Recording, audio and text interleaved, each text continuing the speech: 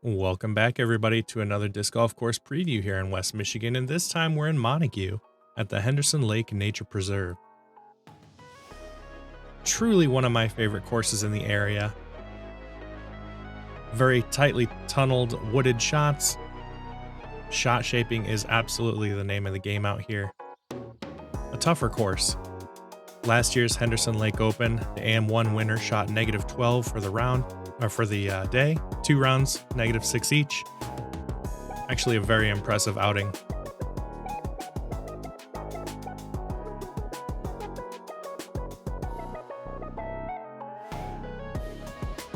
Hole 1 starting off with some stress, 239 feet, and if I had to say there was a signature hole out here, I think it's this one, in my opinion.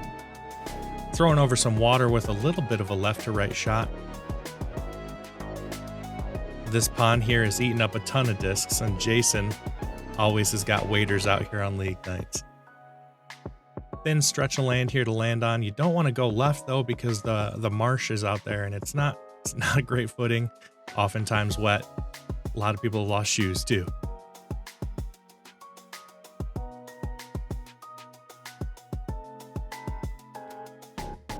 Taking the stress down a little bit here, we've got hole 2, 221 feet. An interesting shot shape. Again, that's the name of the day, right? Shot shaping. We've got a little bit of an S sort of, where you're going to bend to the right and then back to the left. Harder shot to do. It's going to be sort of a force over with a very stable disc, so it ends up back to the left. But honestly, a lot of the time, I just see people kind of throw at it, hope to get lucky. It's only 220 feet, so as long as you can get semi-close, you can definitely pitch up and take your 3. But I've also seen some larger numbers on this one.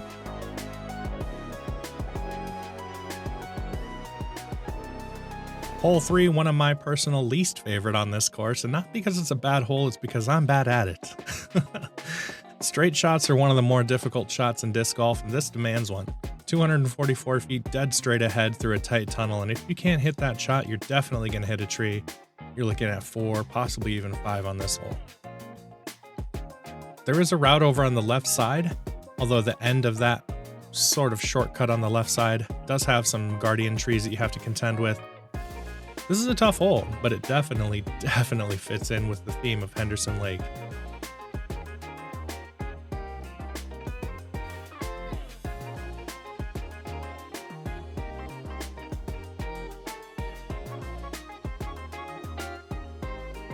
Hole 4, 348 feet, a little bit of a longer hole. We do have a straight ahead shot with a hard left turn about 150, 175 feet out. There's a little bit of an inside track on the left you can kind of sort of see there, but that's pretty tight and it's definitely not optimal. You're really going to just want to get something out here and let it finish to the left into this secondary tunnel. From there, you can get a little upshot to the green.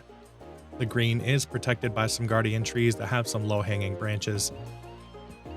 So it's not an easy putt, but as long as you can get up here, you've got a chance at it. 3 is a great score on this hole.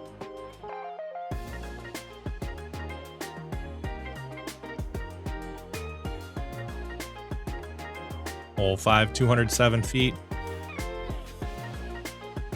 One thing I like about this course is that it's very balanced as far as the shot shaping. You've got plenty of hyzer shots finishing to the left, but you've also got a good amount of anhyzer shots finishing back to the right side.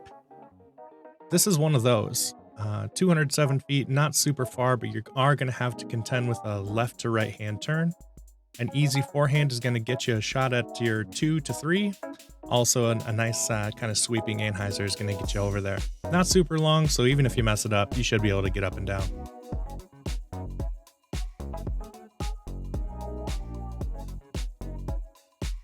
Now this one is that same shot, that anhyzer left to right sweeping shot, 249 feet though, and it also brings in a little bit of elevation. There's not a ton of elevation out of this course, but there is some that you have to contend with. So on this hole, the best shot is a little bit of a higher anhyzer shot to deal with the elevation, and also giving you a chance for the disc to pan out a little bit and get you the distance you need to get to the green here. There's plenty of guardian trees all over the place, and hitting one of those definitely is gonna hurt. And even up here by the green, there's some guardians. So hopefully you don't get pinched behind those when you're trying to make your putt.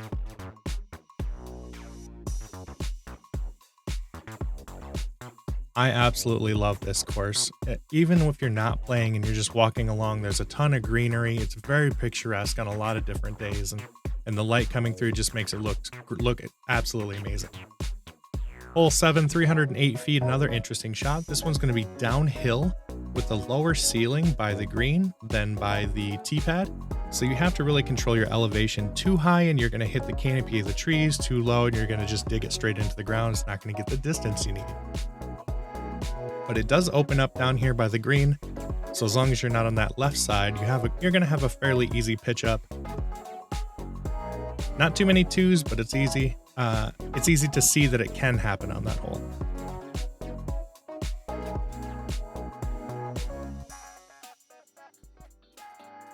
Now this one we're going back uphill a little bit. Hole 8, 232 feet. We do have a lot of guardian trees that are kind of scattered throughout the fairway. A little bit of a poke and pray hole in my opinion. But as long as you can hit one of these two gaps right here on the left or the middle, I think you're going to have a chance to get up near the green. Another theme of the day is 3 is not a bad score. A lot of your AM2s and AM3s are absolutely going to be super grateful to walk away with an even score for the day.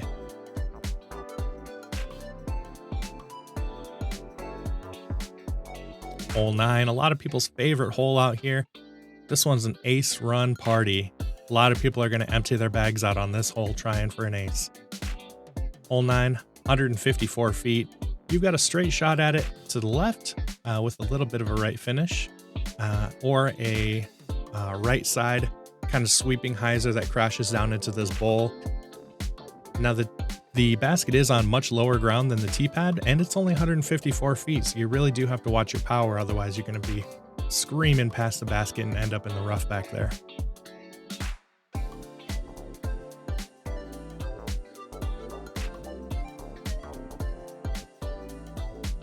Hole 10, 398 feet. Not a ton of length on a lot of these holes out here, but this is one of the longer ones. We do have a bit of a left to right finishing hole here. It's not a super hard angle. Really, you're just going to want to, I think this is a 3-shot hole. In my opinion, not many people are going to be getting to the green. For 2s, this is just placement golf. Play it smart, get something in the middle, throw a second shot up by the green, make your putt. Don't try to bite off too much. There's an old adage, if you can't two it, don't overdo it. That definitely comes into play here.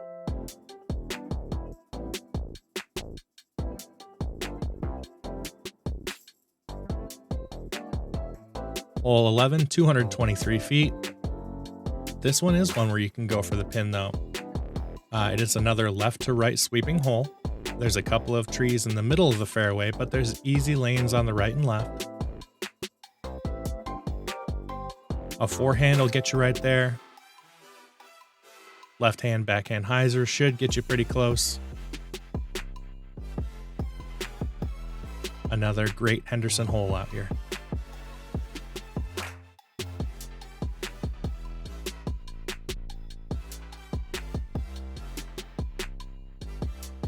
Hole 12. We're looking at 305 feet. A little bit of a tunnel here in the beginning. It's not super tight, but these two trees right here on the left do a good job of stressing you out, trying to make this little gap here. I've seen a lot of people hit those two trees and go hard left, and it ends up being a bad hole. But if you can get through that gap, it does widen out quite a bit, and even going off late like this, to the right or to the left, there's plenty of room to pitch out, and you should be able to get a decent score, as long as you don't hit an early tree.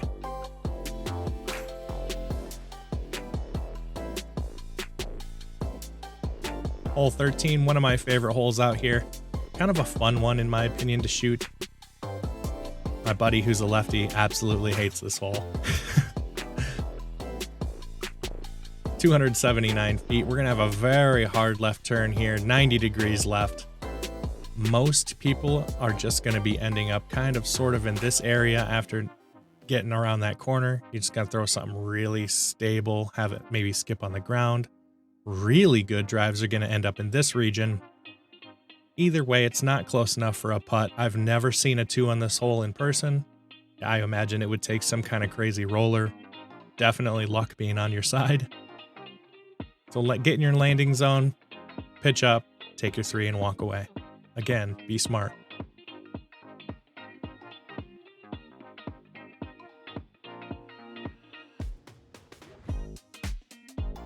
Hole 14, 248 feet. We've got a couple of different lanes you can choose from on this one. Left side, you can see it's much more clear, but you have to go left to right. Right side is easier for most right-handed players to throw, but there's a lot more guardians on that side. I chose to go left with the drone here.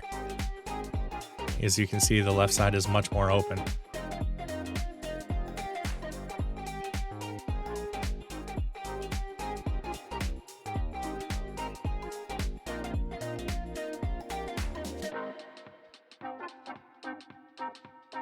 Our first alternate hole out here, we've got hole 14.5. This one's clocking in at 217 feet.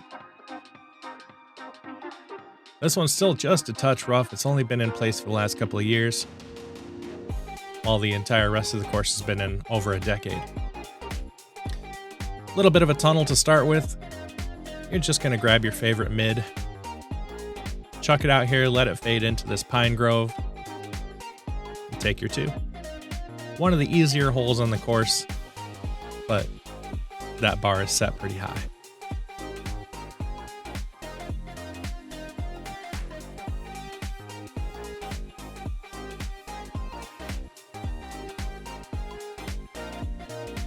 Hole 15, 483 feet. This is definitely a bomber hole, but it's not a bomber shape. The foliage and the trees don't really let you unleash one. Also, with all the holes coming up, to this one, they're a lot shorter, so you're not really used to throwing hard. So I think a lot of the time people play the previous 14, 15 holes, and then they get to this one and they can't really throw it hard. They just can't. So most drives are going to end up not even close to halfway. Then you're going to have to get up into here with your second, up near the basket with a third. I've seen a lot of people taking big numbers in this one, and that's if you stay on the fairway. Getting off left or right. Ooh, it's a long day.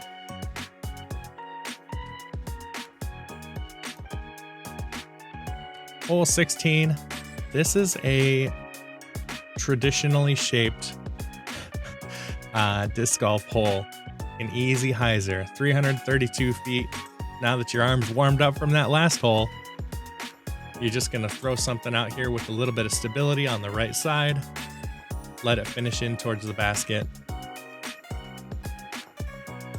Take your 2 or your 3 and be glad for the break before the last couple holes here.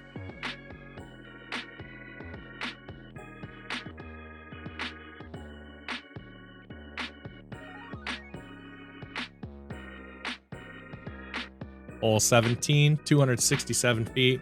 This is going to be a callback to hole 2. How there was that sort of interesting left bend or right bend and then back to the left. A little bit of a zigzag shape. My buddy always says, just throw straight, it's fine. And that's okay. I mean, it's only 217. It's a tough shape, honestly. If you're wanting to try to follow the fairway, you're going to have to force something over and have it have enough stability to end up back to the left a little bit. Again, a 3 is a great score on some of these holes.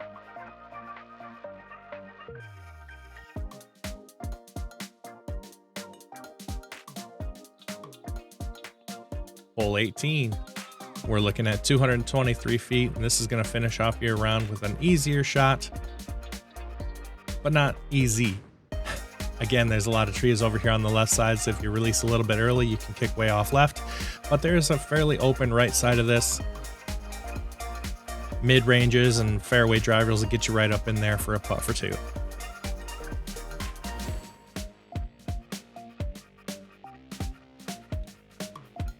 Want to say some thanks here. Huge thanks to Jason and Amy Church. They've really put this course on their back, running leagues out here every week and a huge disc golf tournament every year out here, the Henderson Lake Open.